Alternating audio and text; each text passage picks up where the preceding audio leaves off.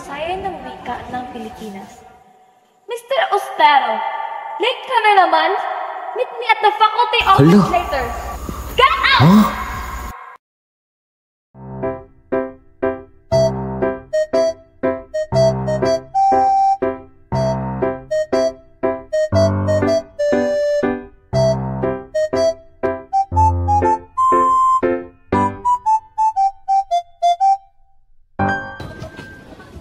Te, napi mo snacks dira, te?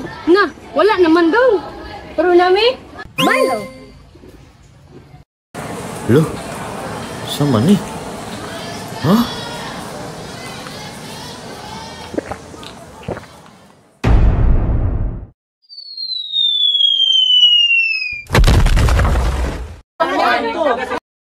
Loh, sama nih?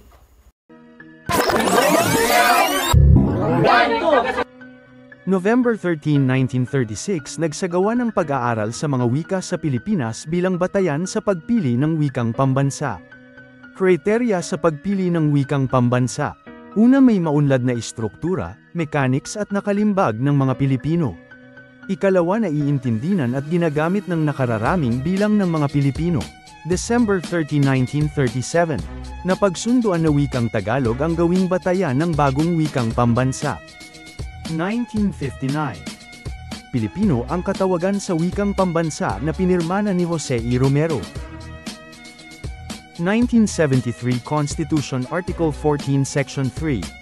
Ang pambansang asamblea ay dapat magsagawa ng mga hakbang tungo sa pagpapaunlad at formal na pagpapatibag ng isang panlahat na wikang pambansa na tawaging Filipino. 1981 Constitution Article 14 na Section E. Ang wikang pambansa ng Pilipinas ay Filipino. Samantalang nililinang ito ay dapat payabungin at pagyamaning pasalig sa umiral ng mga wika sa Pilipinas.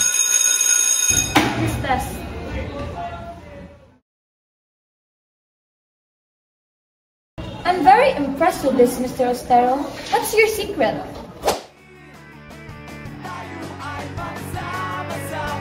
Must be na Milo! Milkier! Mas masarap! Taste the new, more delicious Milo!